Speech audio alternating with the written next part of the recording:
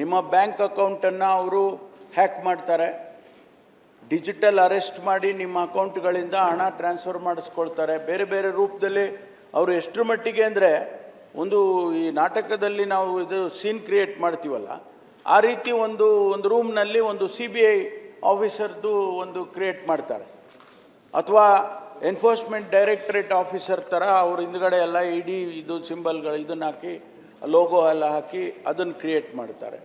ಅಥವಾ ಇನ್ನೊಂದು ಯಾವುದೋ IT ಅಧಿಕಾರಿಗಳದ್ದು ಆಫೀಸ್ ಕ್ರಿಯೇಟ್ ಮಾಡ್ತಾರೆ. ಯಾರೋ ಒಬ್ಬರು ಇನ್ನೋಸೆಂಟ್ ಪೀಪಲ್ ಅವರಿಗೆ ಕರೆ ಮಾಡಿ ಅವರನ್ನು ಡಿಜಿಟಲ್ ಅರೆಸ್ಟ್ ಅಂತ ಮಾಡ್ತಾರೆ. ಡಿಜಿಟಲ್ ಅರೆಸ್ಟ್ ಅಂದರೆ ಅವ್ರು ಎಲ್ಲಿದ್ರೆ ಅಲ್ಲಿ ಒಂದು ರೂಮ್ನಲ್ಲಿ ಕೂಡಾಕ್ಬಿಡೋದು, ಅವ್ರು ಆಚೆ ಹೋಗೋಂಗಿಲ್ಲ, ಬರೋಂಗಿಲ್ಲ. ಅವ್ರ ಮೇಲೆ ಬೇರೆ ಬೇಕಾದ್ದೆಲ್ಲ ಹೇಳ್ತಾರೆ. ನೋಡಿ, ನಾನು CBI ಡೈರೆಕ್ಟ್ರು, ಡೆಪ್ಯೂಟಿ ಡೈರೆಕ್ಟ್ರು ಯಾರು ಮಾತಾಡ್ತಾ ಇರೋದು, ನಿಮ್ಮ ಮೇಲೆ ಇಂಥ ಕೇಸ್ ಬಂದಿದೆ, ನಾವು ನಿಮ್ಮನ್ನು ಇವಾಗ ಅರೆಸ್ಟ್ ಮಾಡಬೇಕಾಗ್ತದೆ, ನೀವೆಲ್ಲೂ ಹೋಗ್ಕೊಡ್ದು, ನಾವು ಹೇಳ್ದಂಗೆ ಕೇಳಬೇಕು, ಯಾರಿಗೂ ಕಾಲ್ ಮಾಡಬಾರ್ದು, ಯಾರಿಗೂ ಇದು ಮಾಡಬಾರ್ದು, ಯಾರಿಗೂ ಸಂಪರ್ಕ ಮಾಡಬಾರ್ದು, ಈ ಥರ ಹೇಳ್ತಾರೆ.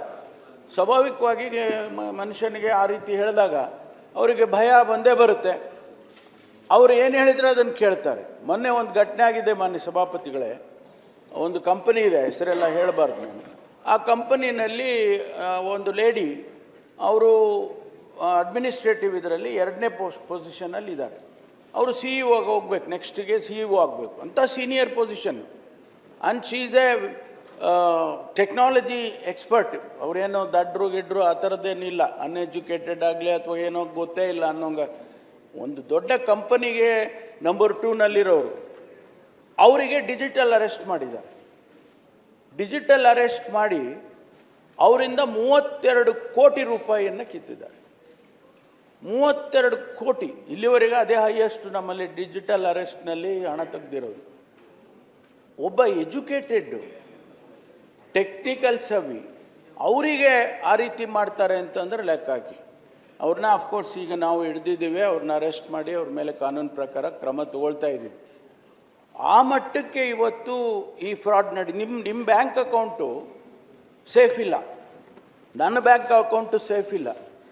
Any time anybody can hack.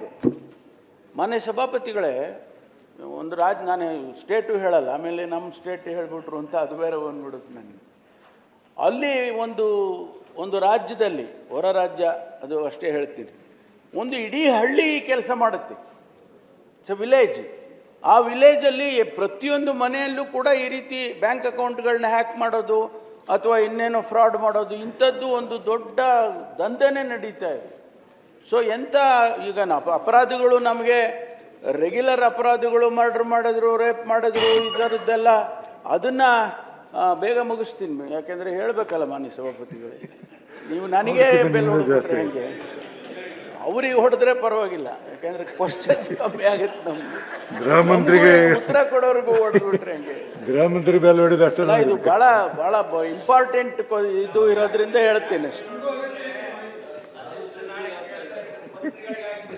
ಸದಸ್ಯರಿಗೆ ಬಿಡೋದಿಲ್ಲ, ಬೇರೆ ಬಿಡಲ್ಲ ಅಂತ ಕೇಳ್ತಾರೆ ಅಂತ ಬೆನ್ನು ಹೊಡೆದಿ. ಉತ್ತರ ನೋಡಿ, ಒಂದು ಇದರಲ್ಲಿ ಉತ್ತರ ಬೇಕು ಅನ್ನೋದು ಒಂದು. ನಾಳೆ ದಿವಸ ಭೋಜೇಗೌಡರ ಅಕೌಂಟ್ ಸೀಸ್ ಆದರೆ, ಫ್ರಾಡ್ ಆದರೆ ನಾವೇನು ಮಾಡೋದು? ಅವಾಗ ನೀವು ಕೇಳ್ತೀರಲ್ವಾ? ಅದಕ್ಕೆ ಅಲರ್ಟ್ ಮಾಡ್ತಾ ಇದ್ದೀನಿ ಅಷ್ಟೇ, ಬೇರೆ ಏನಿಲ್ಲ. ಸ್ವಲ್ಪ ತೆಗೆಯುದು ಮಾನ್ಯ ಸಭಾಪತಿಗಳೇ, ಅದಕ್ಕೆ ನಾವೇನು ಮಾಡಿದ್ವಿ ಅಂದರೆ, ಕರ್ನಾಟಕ ಪೊಲೀಸ್ನಲ್ಲಿ ಯಾವ ರೀತಿ ಪ್ರಿಸನ್ನಿಗೆ ಒಬ್ಬರು ಸಪ್ರೇಟ್ DGP ಇರ್ತಾರೆ ಮತ್ತು CIDಗೆ ಒಬ್ಬರು ಸಪ್ರೇಟ್ DGP ಇರ್ತಾರೆ, ಆ ರೀತಿ ಒಂದು ಸೈಬರ್ ಸೆಕ್ಯೂರಿಟಿಗೂ ಕೂಡ ಒಬ್ಬರನ್ನ DGPಯನ್ನು ಒಂದು ವರ್ಟಿಕಲ್ ಕ್ರಿಯೇಟ್ ಮಾಡಿದ್ವಿ. For the first time in the country we have created A DGP looking after cyber crime.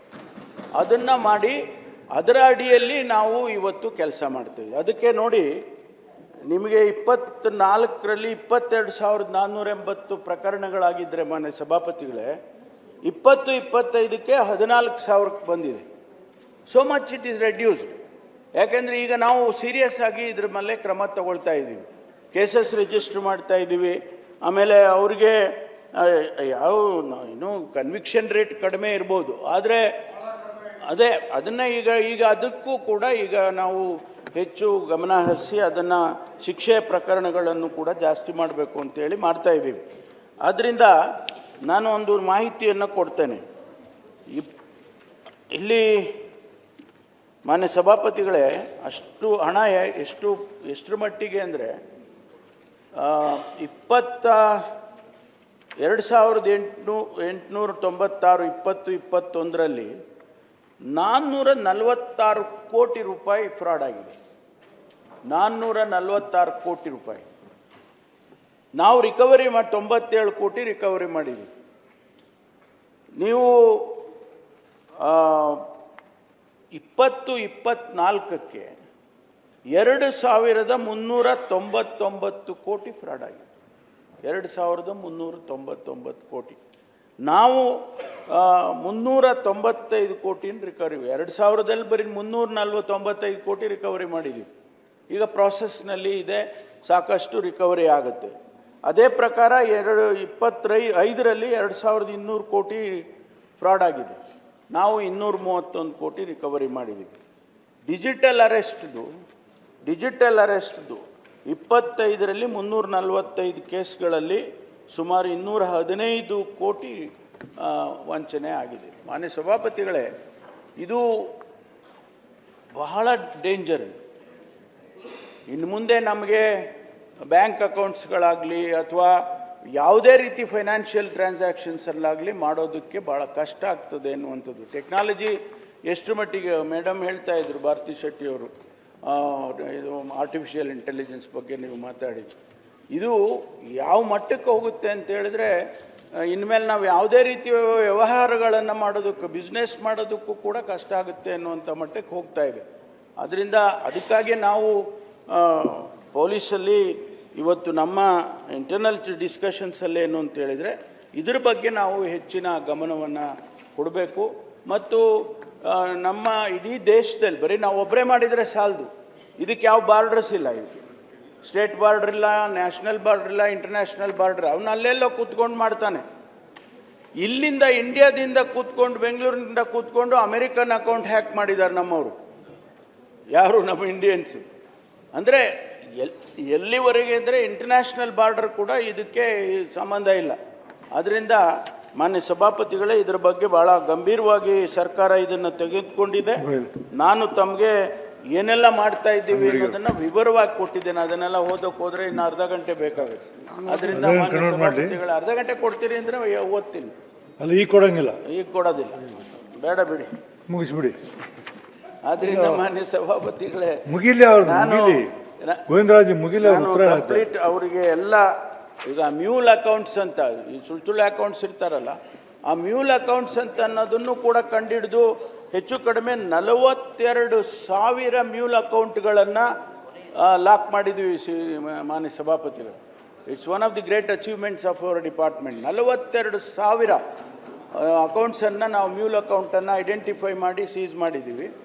ಸುಮಾರು 500 ಜನನ ಅರೆಸ್ಟ್ ಮಾಡಿದ್ದೀವಿ. ಇದರಲ್ಲಿ ಈ ಮ್ಯೂಲ್ ಅಕೌಂಟನ್ನು ಏನು ಆಪ್ರೇಟ್ ಮಾಡ್ತಾ ಇದ್ರಲ್ಲ, ಅವರಿಗೆ 500 ಜನರನ್ನು ಅರೆಸ್ಟ್ ಮಾಡಿ ಅವರಿಗೆ ಶಿಕ್ಷೆ ಏನಾಗಬೇಕು ಆ ಪ್ರೊಸೀಜರ್ ನಡೀತಾ ಇದೆ. ಅದರಿಂದ ಮಾನ್ಯ ಸಭಾಪತಿಗಳೇ, ಇದು ಭಾಳ ಇತ್ತೀಚಿನ ದಿನಗಳಲ್ಲಿ ಈ ಮಾಡ್ರನ್ ಡೇಸಲ್ಲಿ ಟೆಕ್ನಾಲಜಿಯಲ್ಲಿ ಒಂದು ದೊಡ್ಡ ಬದಲಾವಣೆ ನೆಗೆಟಿವ್ ಆಗಿ ಆಗ್ತಾ ಇರ್ತಕ್ಕಂಥದ್ದು ಈ ಒಂದು ಸೈಬರ್ ಫ್ರಾಡ್ನಿಂದ ಅಂತಕ್ಕಂಥದ್ದನ್ನು ಮಾನ್ಯ ಸದಸ್ಯರ ಗಮನಕ್ಕೆ ತಂದು